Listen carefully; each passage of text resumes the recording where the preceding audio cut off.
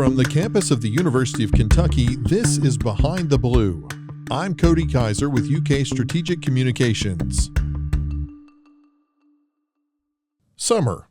It's supposed to be the easy season. School is out, the days are longer, and families are heading to pools, parks, camps, museums, beaches, mountains, and airports. But summer also comes with questions, especially if you're the person making the packing list. Do we need vaccines before this trip? Are the prescriptions refilled? What do we do about ticks, sunburns, or injuries? And how do we keep kids learning without making summer feel like school? So for this episode, we're putting together a sort of summer survival guide with help from experts across the University of Kentucky.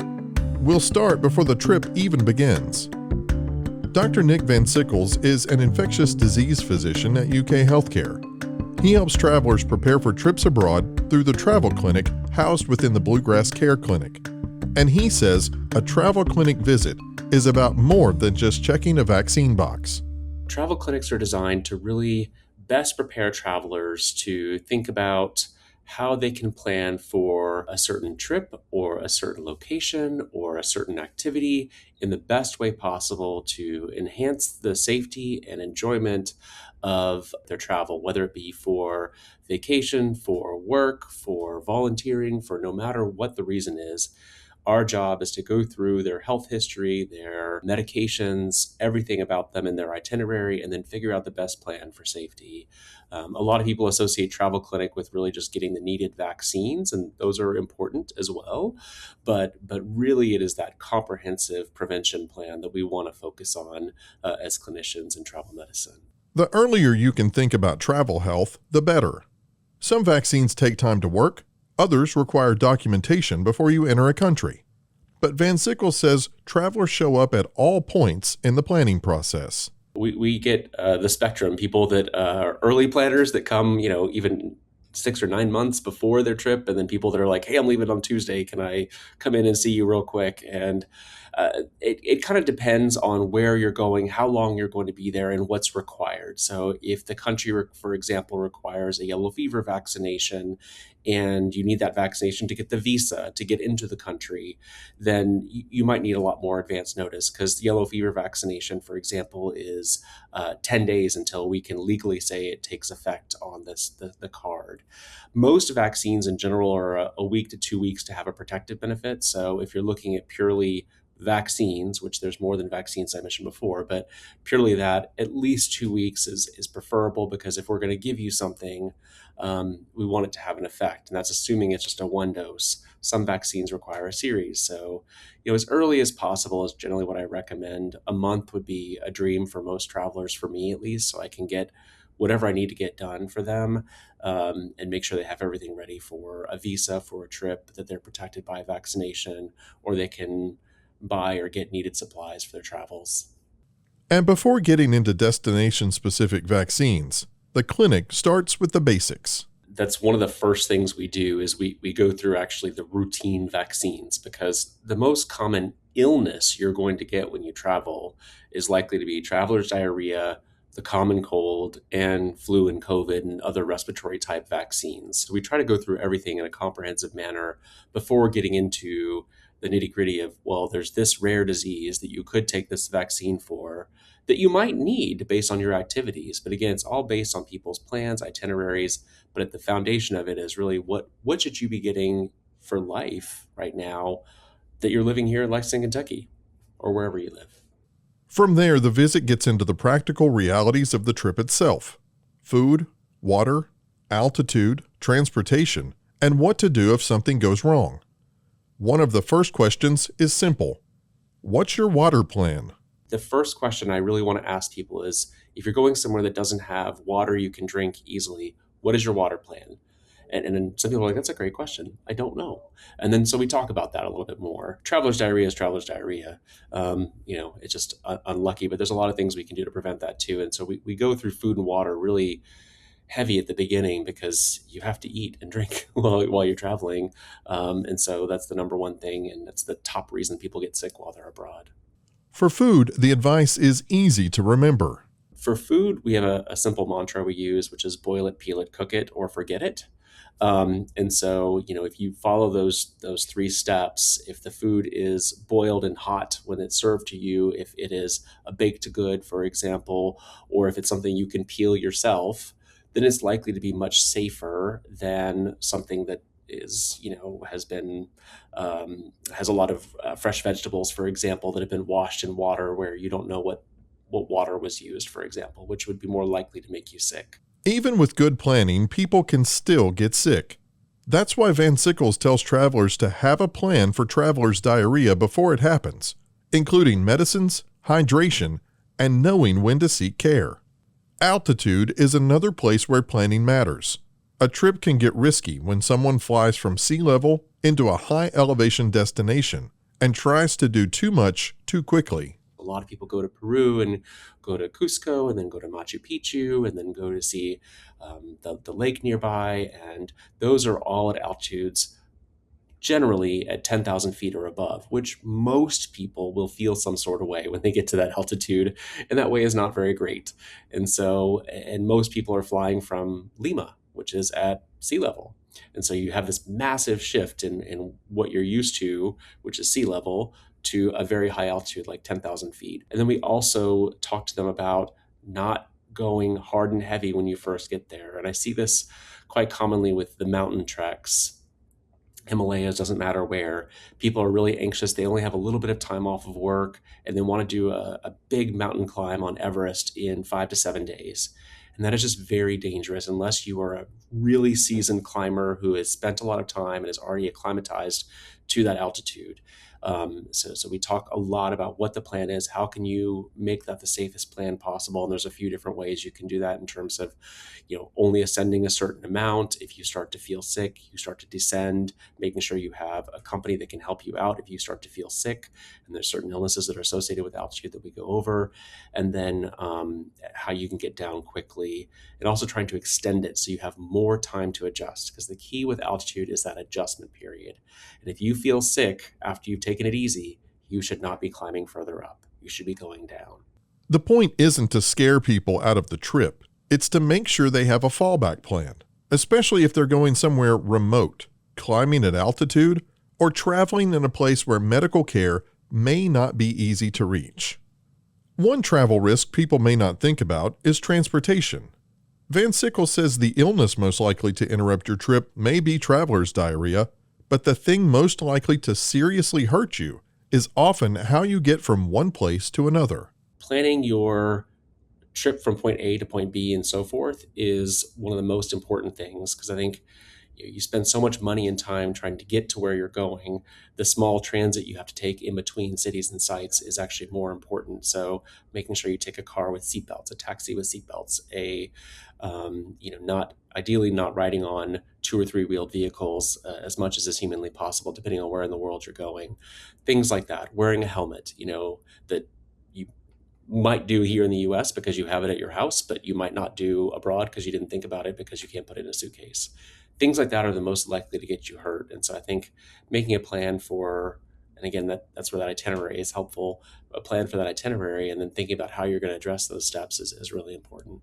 That's also why he recommends checking your insurance before you leave the country, especially whether you have medical evacuation coverage. See what's covered. Some private insurance policies will cover you for a certain amount of time when you're out of the country, and that will include medical evacuation.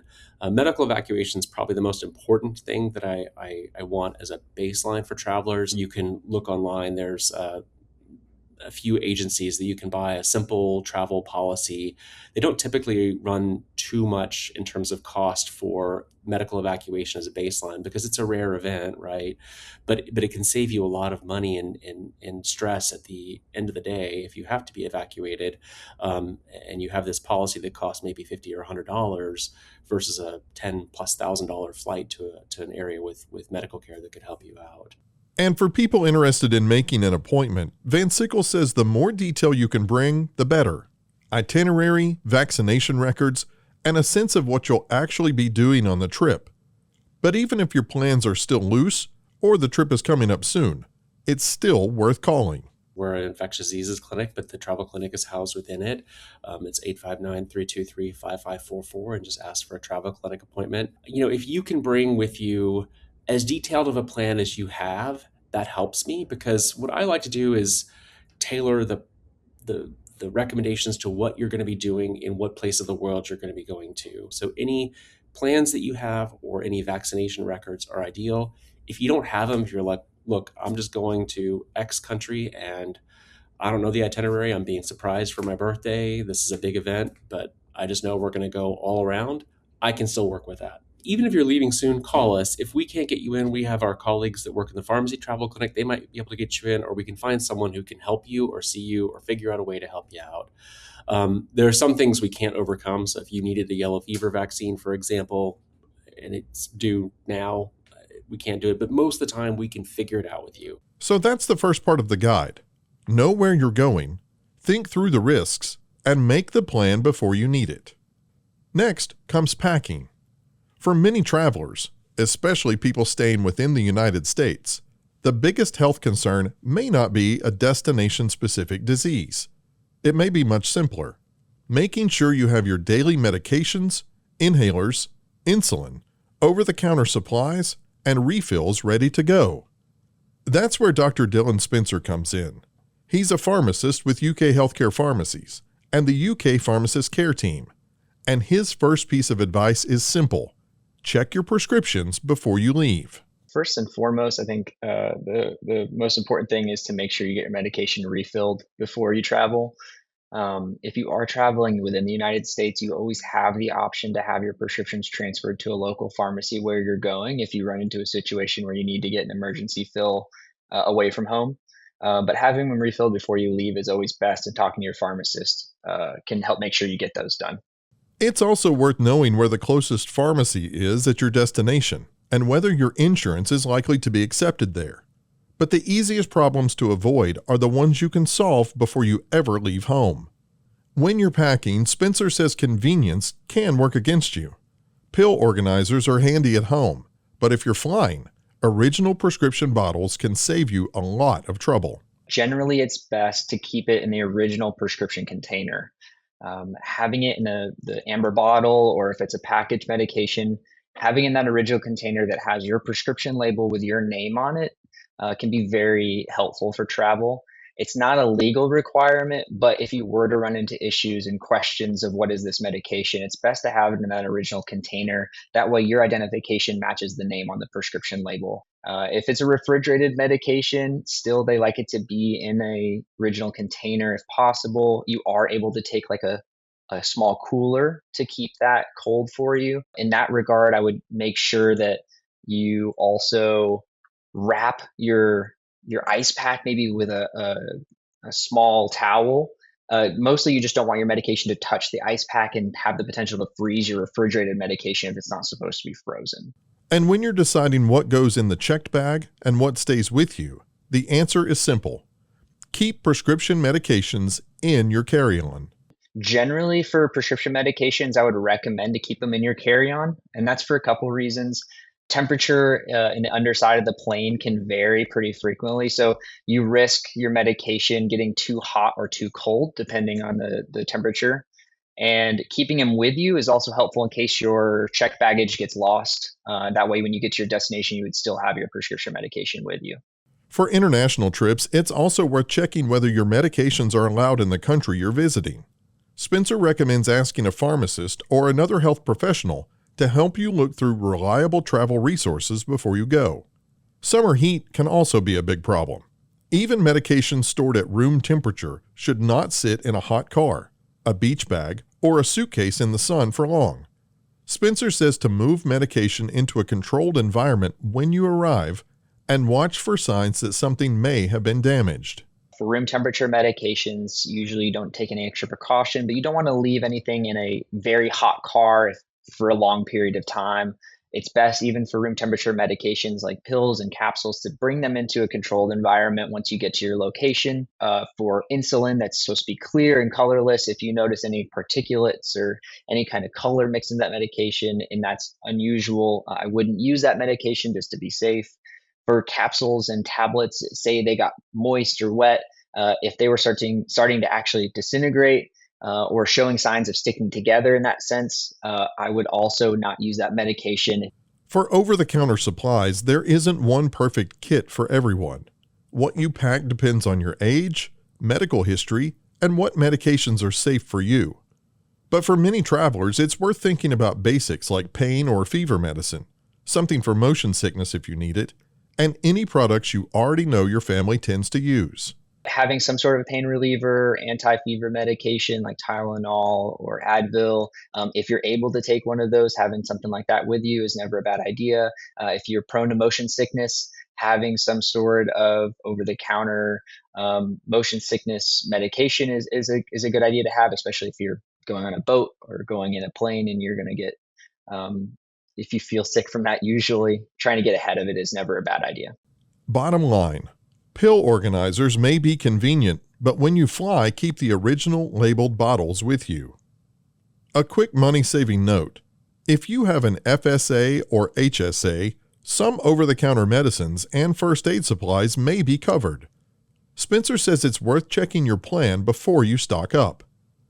And for people who want help before they travel, UK pharmacists can answer medication questions.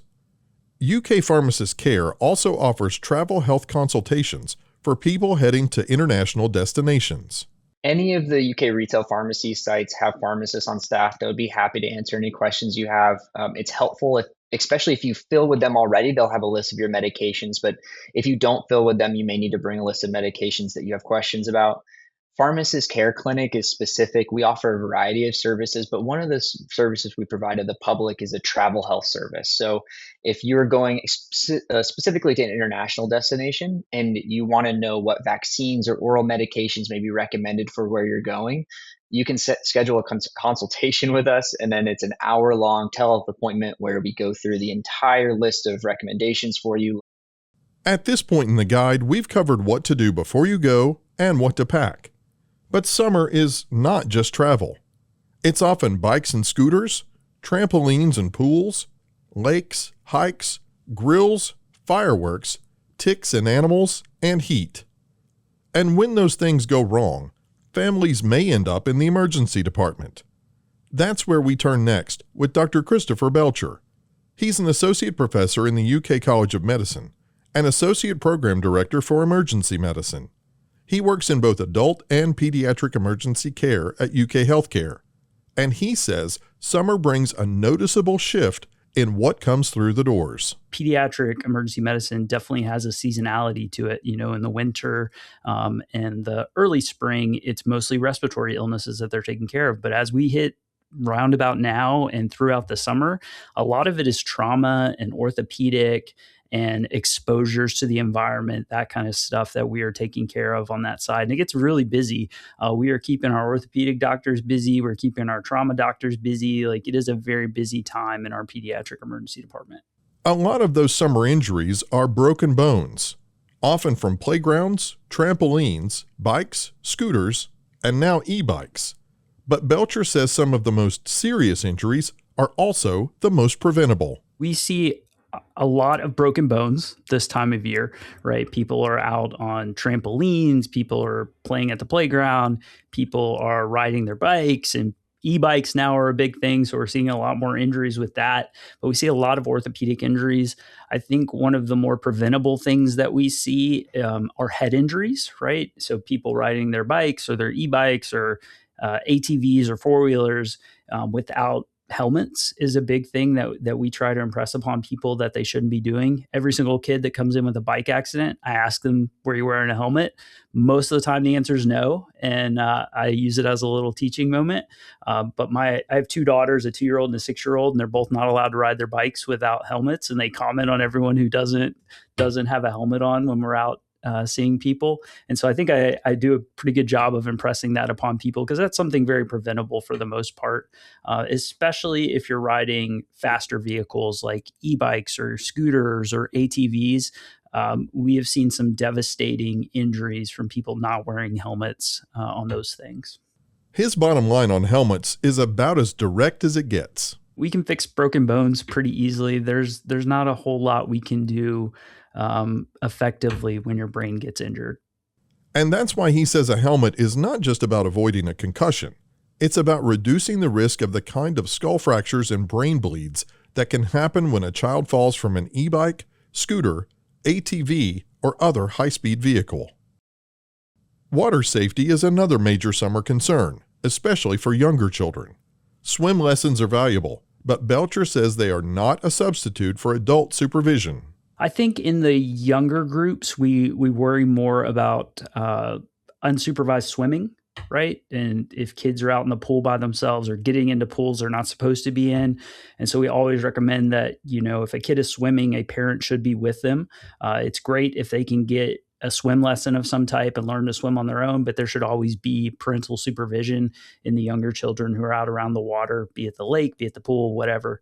There should always be some kind of parental supervision. Then there are the outdoor basics: hydration, sunscreen, bug spray, and tick checks. Belcher says footwear matters for hiking and trails, but heat and sun exposure can catch up with kids quickly. If you're out and about, especially in the heat, then you need to make sure that you're drinking plenty of water. You're drinking electrolyte-rich things, not just soda, things like that. Also, sun exposure, right? You want to wear sunscreen so you don't get burns. We see not uncommonly people come in with really bad sunburns, which are effectively a burn of some type.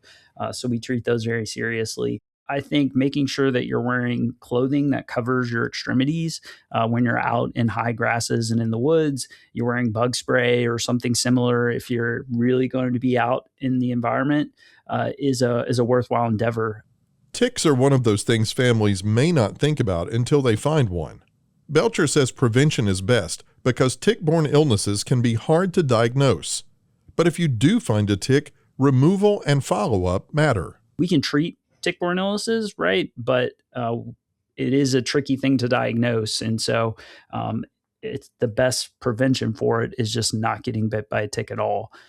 But we have seen an increase in things like Rocky Mountain spotted fever. We didn't used to have Lyme disease very often in Kentucky, but we're seeing a little uptick in that as well as more of those types of ticks move into Kentucky. So just avoiding getting bit by those kind of things is probably the most effective treatment.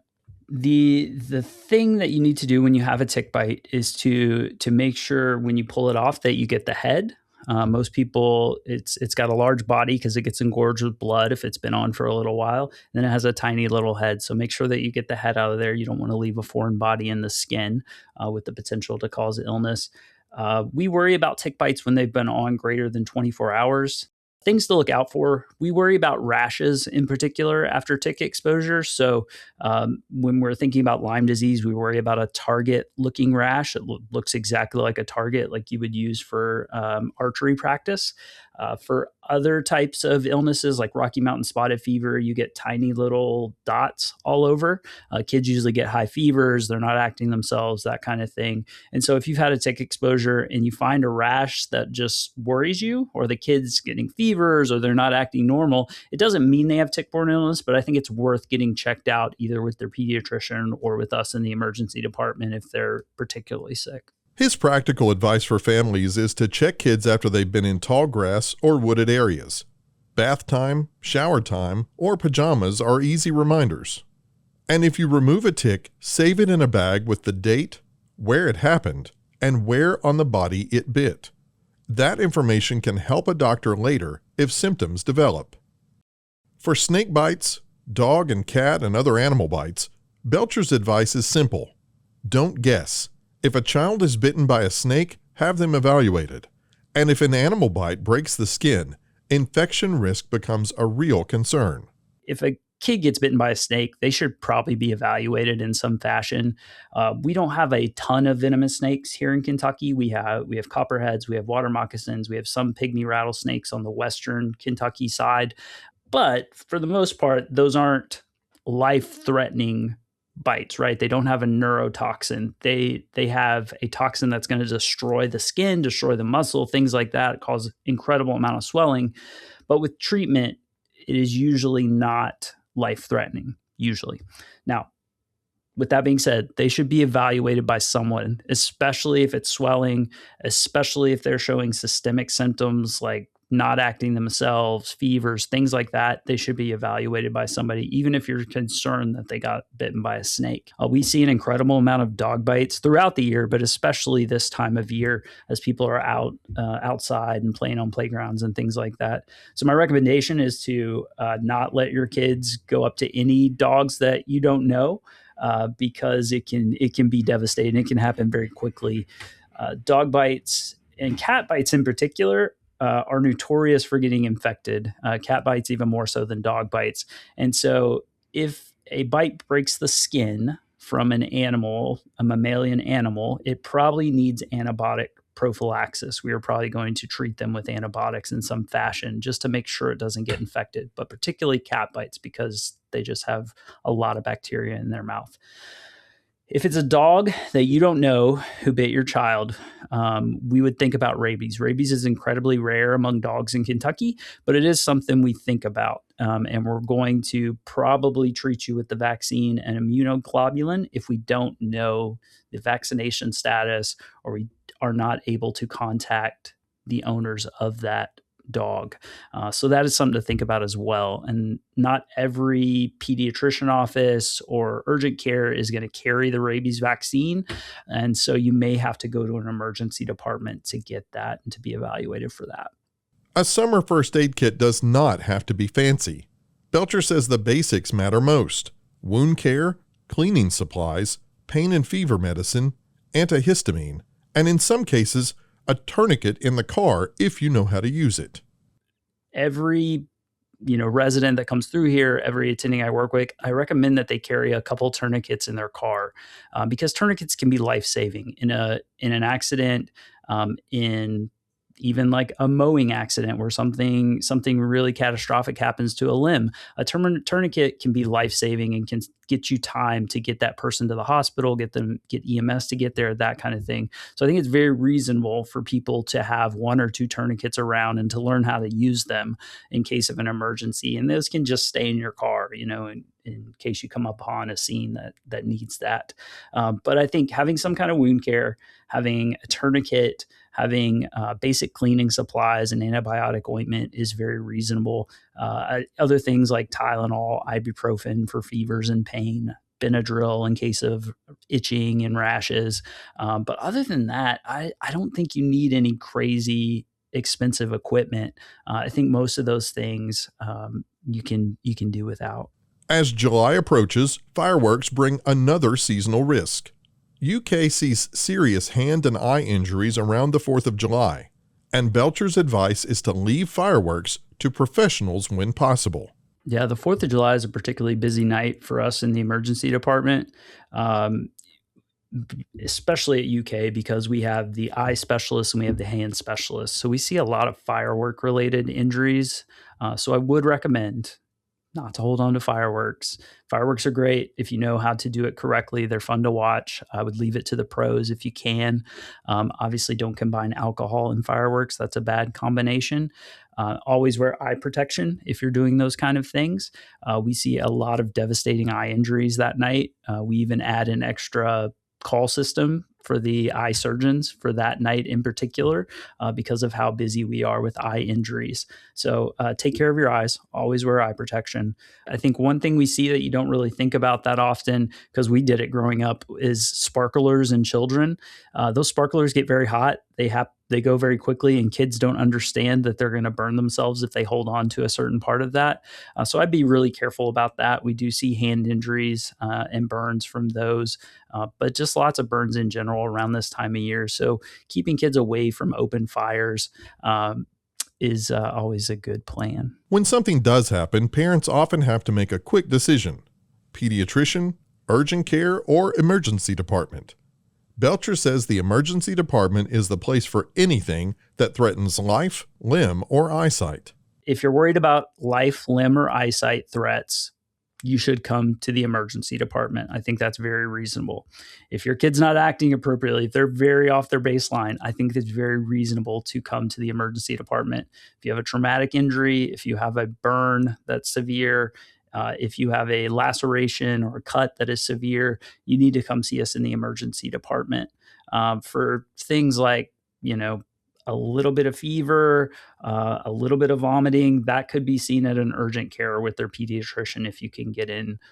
It is a busy time for pediatricians in the summer as they're, doing all their physicals and things like that. So it might be tough to get into your pediatrician, and that's okay. We're happy to see you in the emergency department either way. Even if you don't think it's an emergency, that's okay. We're not going to look down upon you for that.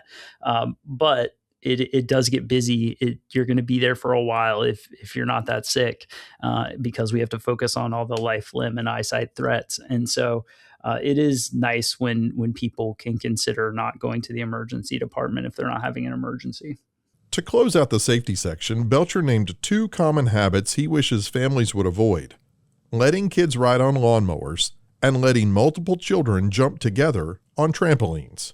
Kids and riding lawnmowers don't go well together. I know it looks cool to put your kid in your lap and drive your lawnmower around, but we've seen some horrific injuries from those kinds of things. So we don't recommend doing that if you can avoid it. Trampolines are another big thing. I get my 6-year-old daughter gets so upset with me because I won't let her jump on trampolines with other kids, just because we see so many trampoline injuries in our emergency department: broken arms, broken legs, things like that. My wife is an anesthesiologist, so she gets to take care of them in the OR after I get to take care of them in the ER. But kids jumping together is not always the safest, right? So much of Belcher's advice comes back to a few habits: helmets, supervision, hydration, sunscreen, tick checks, and knowing when something needs medical attention. But keeping kids safe is only one part of summer for families. There's another question that starts to creep in as the weeks go by. How do you give kids a real break without letting their minds go completely idle? That's where we turn next, with Jonathan Thomas from the UK College of Education. He joined the STEM education faculty in 2015 and currently serves as chair of the department. Parents often hear about the summer slide, the idea that kids can lose academic ground or have a harder time getting back into school routines after a long break. Thomas says the concern is understandable, but summer does not need to become a second school year. I think when I hear the word summer slide, I think it typically refers to kids getting out of routine, kids getting kind of away from school in a manner that makes it kind of hard to restart at the beginning of that school year. Those sorts of things. It's always hard for me to think about, to suggest to others not to worry about things, because we've all got our worry thresholds. But to me, I guess I'm not. It's not a great concern for me that we're going to sort of lose ground or whatever we want to call it academically during those summer months.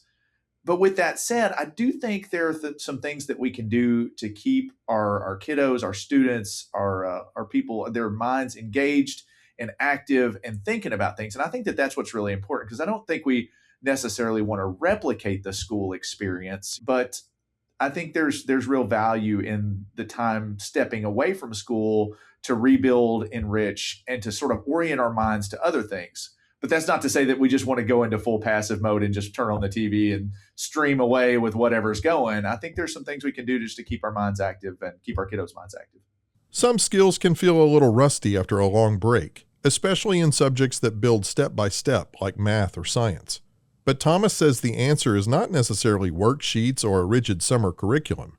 It's finding simple ways to keep kids thinking. So what does that look like at home?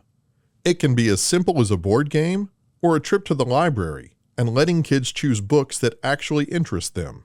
One, there's just strategic decision making that comes in with most any board game. Thinking through what I want to do next. How do I want to, if I'm playing Monopoly, do I want to buy this property or not? If I'm playing Candyland, how do I move across the board? Something that's kind of undersung in board games. I'm a math educator. And so just the math in rolling a dice and making a linear movement on a board, counting those spaces for our younger kiddos, that's really valuable activity, but couched in something that's fun, engaging. Parents, siblings, we can all kind of get involved in that. So making time for board games is a great way to kind of keep those minds active. One of the things that I've tried to do is just, take a kiddo to, my own kids, take them to library, bookstore, something. Let them pick 3 to 4 books. It could be the cover art. It could be the story. It could be something they saw on TV, whatever. but let them pick 3 or 4 and commit to reading one. Start all 3 of them, start all 4 of them, but commit to finishing one of them. And then rinse and repeat as you go along the summer. But let them lead the way. It could be the silliest book. My kids like the Diary of a Wimpy Kid books. They love the Captain Underpants book, whatever. But just them self-directing, choosing what they want to be exposed to in that text environment, and having that opportunity to kind of direct rather than saying, hey, here's a list, start here, read this book, and then we'll talk about it, and that sort of thing. Summer learning can also happen outside the house. Thomas says libraries, parks, museums, the YMCA, camps, neighborhoods, and community programs all give kids something new to notice. I know time is tight, and a lot of times just finding something for our kiddos to do, particularly if we're out working, can be tricky. But if we can just pick a time, weekend, early evening, the benefit of these long days, go someplace different, get out of our routine, see something different, walk around a different neighborhood, because these novel experiences, seeing new things, new faces, new people, new environments, they can spark imagination. And seeing different things just creates that opportunity for wondering, creates opportunity for conversation, just turns our mind on in a way that's really useful to us, and is gonna be beneficial when we get back into that school setting. Again, we just want to keep our minds on and active. And Thomas says those learning moments don't have to be elaborate. Sometimes they can come from whatever's already in the house. We would go down on a rainy day, and my own kids, and we would just find random stuff in the basement. And one time when they were little, we had this. I'm sure you could probably buy a version of this, but just like a memory game, we got some 5 or 6 little toys and then a big opaque bowl. And we would arrange the toys in a line and put the bowl over the top of it. And I would try to see if they could remember what was under there in what order. And then we'd mix them up. And you'd be like, okay, well, that's, kind of novel, maybe interesting. And we played that for a little while, and they kind of enjoyed that. But if you think mathematically, that's developing quantitative mental imagery, when they have to sort of step away from the blocks or the counting objects, and they have to start to move that imagination into their mind and count mental things. That's really valuable stuff. And if you're stuck, Thomas says it's fine to use tools like AI to brainstorm ideas. Just treat them as a starting point and adapt them for your own kids. That's one, I think that's a really good use of AI. AI can be a little spotty sometimes in just fact recall and not get all of the facts straight, but just generating ideas, I think that's a great place to start. And AI can really serve us in that way. I love the idea of just thinking up new games. And so there's all sorts of games that we can play, make up, build with just random things. Let our kids take the lead, but those can be really enriching places, even if it doesn't feel particularly academic or scholarly or connected to school in a way. Just minds on creating, playing, generating ideas. AI can be a bit of a guide, and then maybe we tweak it a little bit on our end and come up with something that's maybe even more fun. That's a great experience for kids to have, and is going to pay dividends when they get back into school. But his simplest advice for parents does not involve a worksheet, a reading list, or even a game. It starts with asking better questions. Instead of always explaining the world to kids, Thomas says to notice what they notice, ask what they see, ask what they wonder about, then follow where their curiosity leads.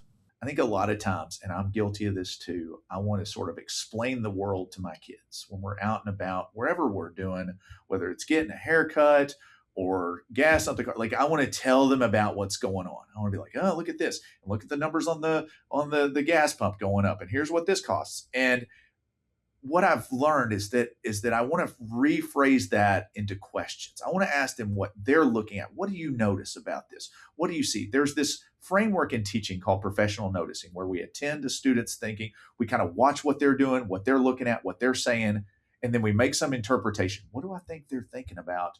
And then we make an action. And that's just a good habit of practice for parents to do. And it all starts with questioning and watching our kids closely. Look where they're looking.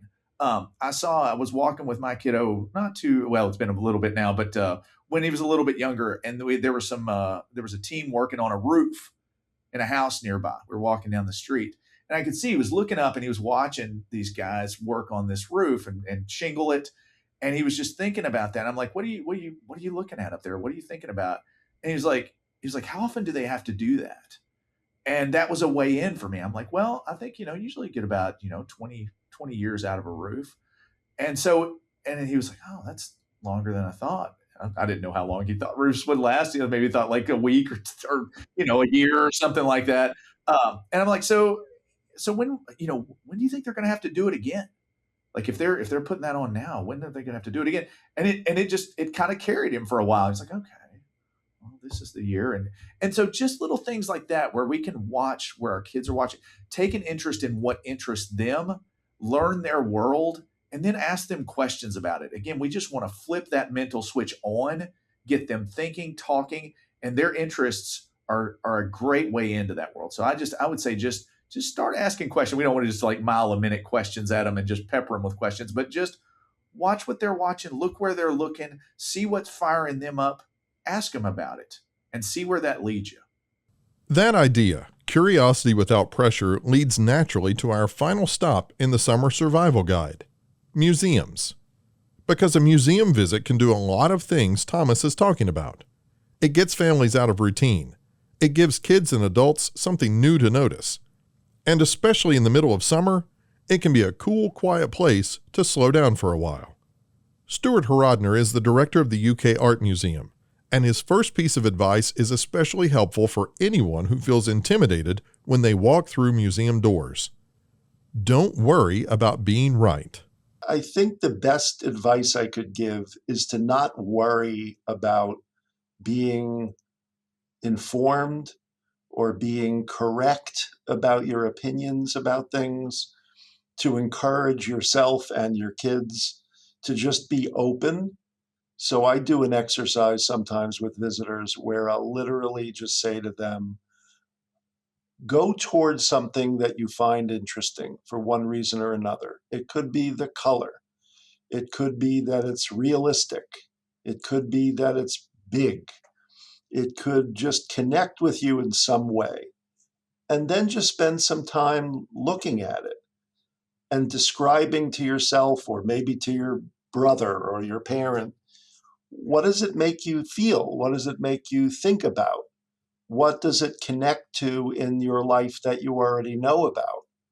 And then maybe read a wall label, see who made it, see when it was made, see if any statement reveals any information that might confirm something that you're thinking about. And so you don't have to know all of that before enjoying the process of looking.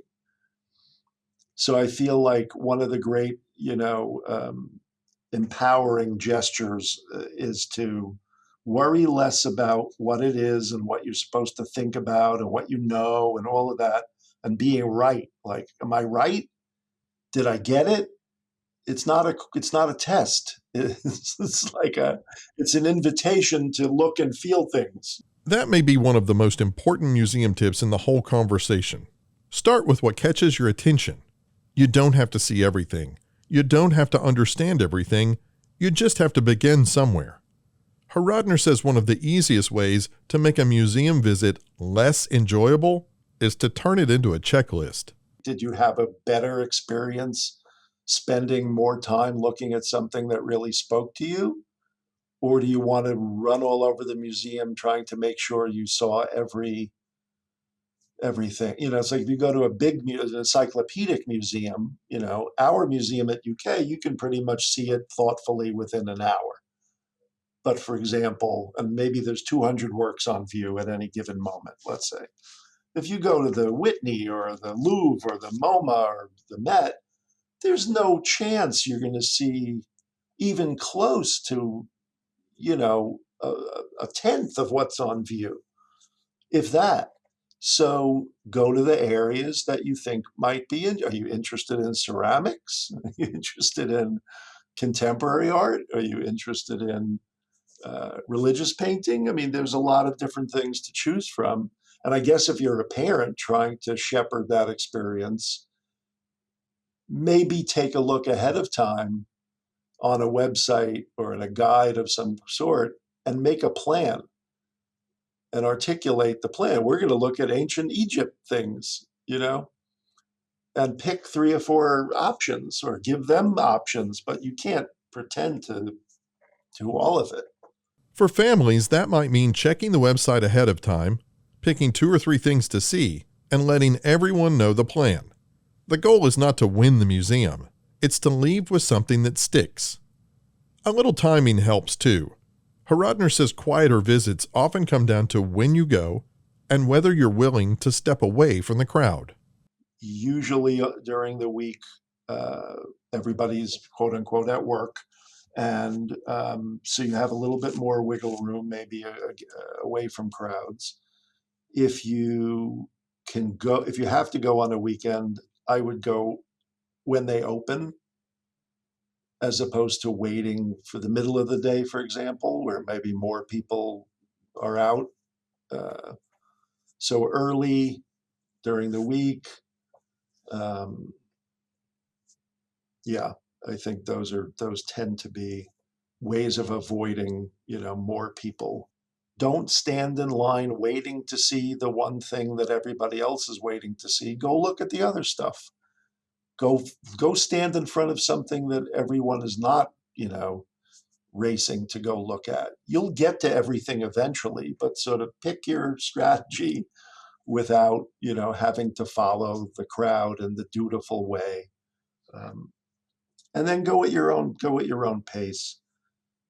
Figure out how much time you have to spend. And if you're with other people, other than giving everyone a chance to look at things in their own time frame, thoughtfully, talking about what you're seeing is one of the great things, either at the time or later. What did you see? What did you like? We went to the museum 4 hours ago. What sticks with you? Why is that thing the thing you remember? And instead of spending the whole visit taking the same photos everyone else is taking, Horodner suggests a simpler alternative. Bring a notebook. Have kids draw something. Ask them to write down a few words. Give them 2 minutes to describe what they feel or what they notice. It doesn't have to be polished. In fact, that's the point. Everyone wants to take a picture that 1 million people have already taken, just so that they have their documentation. It's like going on safari.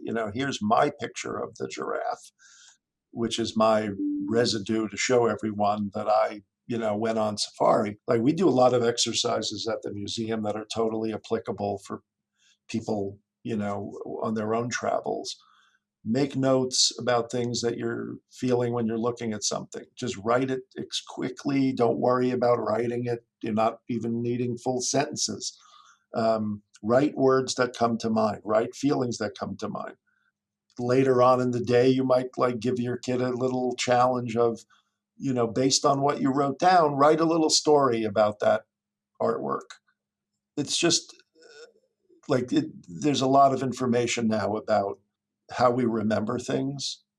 And if you do it with your hand, if you write it with if you take notes with your hand rather than with your computer, rather than with your phone, it tends to get into your memory in a different way.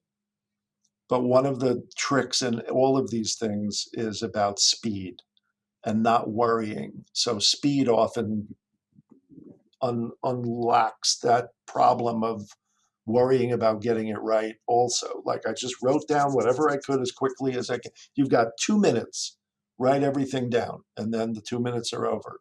Little kids are great at this because they tend not to worry about being good. They just want to be themselves. And so if you can encourage that, it's really, really fun and I think very helpful in terms of how to look at things or the value of looking at things. The other thing about that exercise of writing or drawing, good for the parents to do too, by the way. It may even be easier to say, I'm doing this, as opposed to avoid that. It's a lesson and it's something being dictated. If everybody's doing it, you then have a sense of camaraderie and you have a sense of being able to see what the adults did versus the kids. It's just generative and I find generally pretty helpful. Planning ahead still matters. Check hours, parking, food options, current exhibitions, and family programs. Museums often offer more than people realize: tours, workshops, talks, outdoor spaces, and community events. And if you're visiting with kids, It is worth checking what's on view ahead of time. Some exhibitions deal with serious topics, language, or images that parents may want to know about before they walk in. For the UK Art Museum specifically, Horodner says some of the biggest advantages are simple. Admission is free. Parking can be easier on Saturdays. And when visitors arrive, student staff at the front desk can help them get oriented. It's there for you. Again, you're not going to know everything. We have several exhibits that are always on view at the same time. So I don't imagine that every visitor is going to like everything equally, but I am confident that they'll find something that speaks to them. We're trying to make people feel like they can understand and appreciate this material that's on view.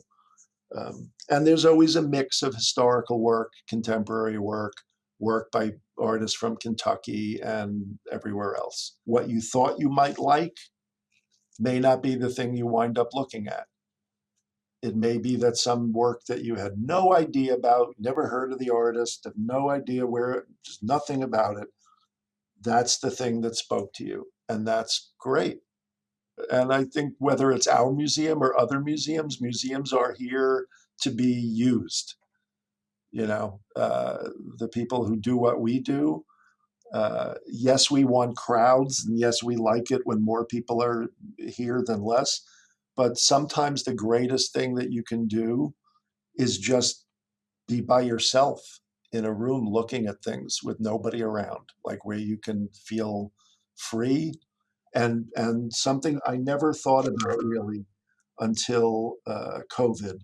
And now since COVID, I think about a lot, is the relationship between museums and as an alternative for, or connected to health and wellness. So going to a museum, walking around, getting away from your screen, putting your phone down, having time by yourself to hear yourself think, to be with other people who are doing the same activity as you, even if they're all doing their own thing, they're all in the same place together, looking at things that are interesting to them. I find it, especially in this like techno age, which we know comes along with a lot of anxiety and a lot of isolation, like being in a museum with other people who are interested in art, it's very healthy. So if there's one theme running through this summer survival guide, it's that a little planning can make summer feel a lot less stressful. Before you travel, know where you're going and what risks come with it. Before you pack, check prescriptions and think about heat, labels, and carry-ons. When kids are outside, make helmets, hydration, sunscreen, and water supervision part of the routine. And when the goal is keeping their minds active, don't overcomplicate it. Read, play, go somewhere new, and ask better questions. And if your summer includes a museum visit, Stuart Horodner's advice may be the best reminder of all. It's not a test, it's an invitation. Enjoy your summer. Thanks for listening to Behind the Blue. Behind the Blue is a production of the University of Kentucky. For more stories about how the University of Kentucky is advancing our Commonwealth, visit uknow.uky.edu.